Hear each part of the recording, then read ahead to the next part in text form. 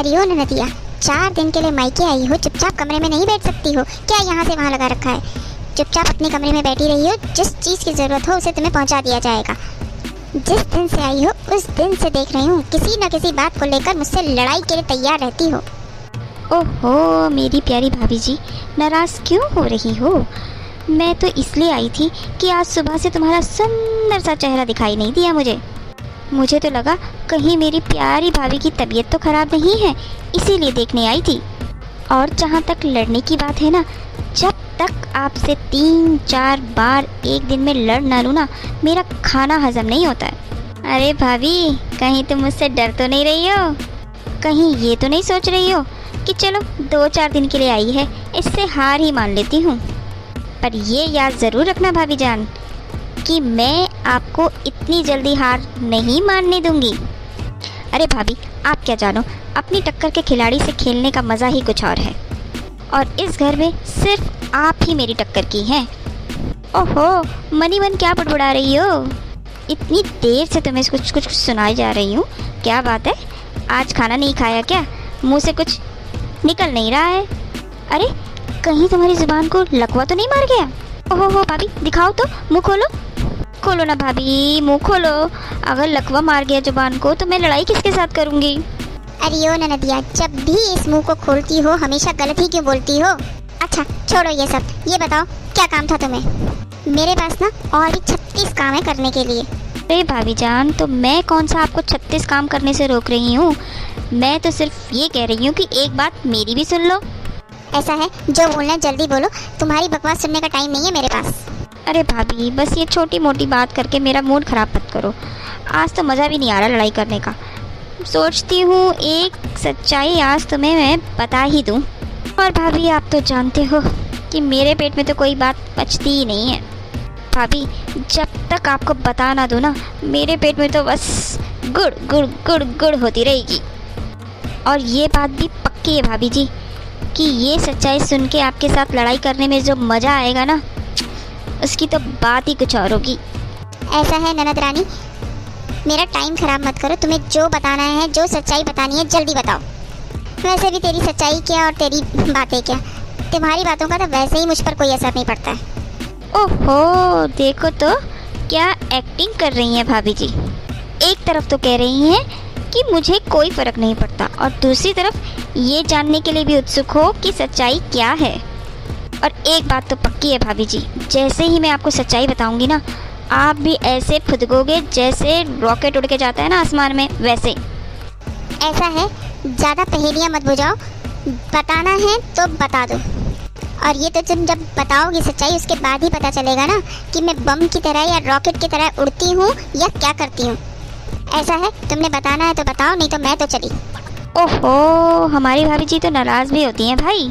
ओहो भाभी जी, नाराज़ मत हो, चलो मैं तुम्हें बता ही देती हूँ। सुबह जो आपके भैया आपके लिए सूट लाए थे ना, हाँ, गलत बोल दिया मैंने, तुम्हारे लिए नहीं मेरे लिए, क्योंकि अब वो तो सूट मेरे पास है ना। वो सूट तो मुझे बिल्कुल भी पसंद नहीं था। एक बात बताओ ननदिया, जब वो सूट तुम्हें पसंद नहीं था तो तुमने क्यों लिया? देखो देखो देखो देखो, आ गया। क्या आ गया? आया रे आया, भाभी को गुस्सा आया।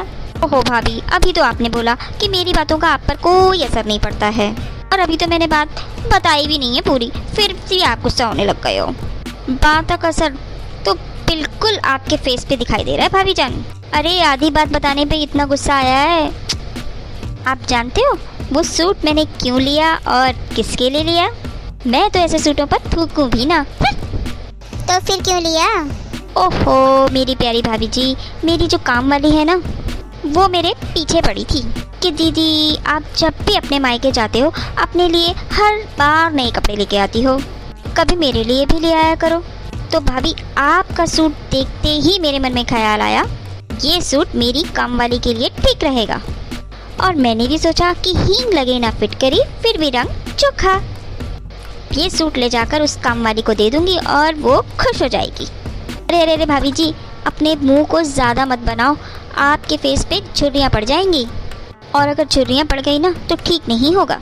अरे भाभी, आप तो बस ये सोचो कि उस सूट के तो भाग ही खुल गए। मैंने नहीं पहना तो क्या हुआ, मेरी नौकरानी तो पहनेगी ना। वैसे भाभी, बुरा ना मानो तो एक बात बोलूं, आपके मायके वालों की पसंद बिल्कुल वैसी है जैसे घर में काम करने वाले नौकरों की होती है। क्या भद्दा सा रंग लेके आए हैं, ना कपड़े का रंग ना कपड़े का ढंग।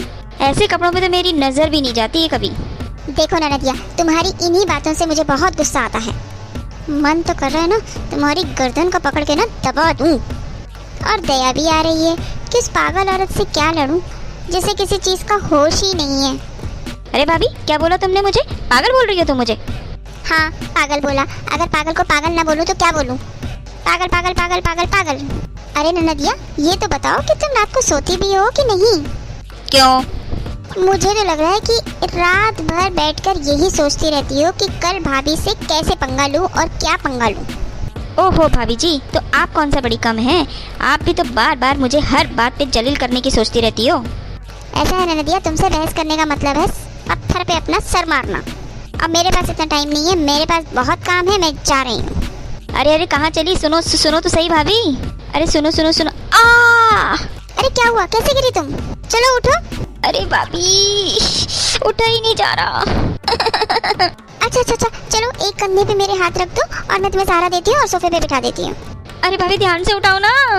अच्छा तुम यहाँ बैठो, मैं तुम्हारे लिए जल्दी से हल्दी वाला दूध लेके आती हूँ और एक पेन किलर भी लाती हूँ। अरे ठीक से देखो, कहीं और चोट तो नहीं लगी है तुम्हें? अरे भाभी, आप मेरी कितनी चिंता कर रहे हो। भाभी, मैं हमेशा तुम्हारे बारे में गलत ही सोचती थी कि कैसे तुमसे लड़ाई करूं, कैसे आपको परेशान करूं। अरे ननदिया, अभी इन बातों को अपने दिमाग से निकाल दो। अभी तुम सिर्फ आराम करो। अच्छा ननदिया, एक बात तो बताओ, तुम हमेशा मुझे परेशान करने की सोचती रहती थी, क्यों सोचती थी ऐसा? मैं तो तुम्हें कभी परेशान भी नहीं करती थी और कभी भी मैंने तुम्हारे बारे में गलत नहीं सोचा।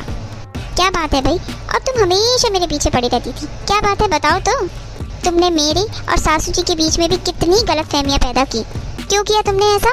भाभी, क्या बताऊं, जब से आपकी शादी हुई थी उसके बाद से माँ हमेशा आपकी ही तारीफ करती रहती थी और मुझे लगने लगा था कि इस घर में शायद मेरी वैल्यू ही ख़त्म हो गई है और मुझे लगने लगा कि इस घर में शायद आपने मेरी जगह ले ली है। ये सब लड़ाई झगड़ा मैं आपके साथ जानबूझ के करती थी ताकि सब घर वालों के सामने आपकी इज्जत और आपकी वैल्यू कम हो जाए कि आप हमेशा लड़ती रहती हो। अरे ननदिया, आप भी ये क्या सोच रही थी? ये बताओ, घर की बेटी की जगह बहू कभी ले सकती है क्या? बेटी तो बेटी ही होती है ना। और तुम्हारा और मेरा रिश्ता, ननद भाभी का रिश्ता, कोई एक दिन का थोड़ी है। ये तो जिंदगी भर का बंधन है। हमें तो जिंदगी भर एक दूसरे के सुख और दुख में काम आना है। अब तुम इस घर की बेटी हो तो मैं भी तो किसी घर की बेटी हूँ ना। और मैं अपना घर छोड़कर यहाँ आई हूँ, मुझे भी तो कुछ मान और सम्मान चाहिए ना, जैसा कि आपको आपके ससुराल में मिलता होगा। भाभी, मुझे माफ़ कर दीजिए, मुझसे बहुत बड़ी गलती हो गई। आगे से हम दोनों बहनों की तरह रहेंगे। तो दोस्तों, उम्मीद करते हैं आप लोगों को आज का वीडियो पसंद आया होगा। तो बस अब आपकी बारी। आपको वीडियो को लाइक करना है, शेयर करना है और चैनल को सब्सक्राइब करना है। और हाँ फ्रेंड्स, कमेंट करना बिल्कुल मत भूलना।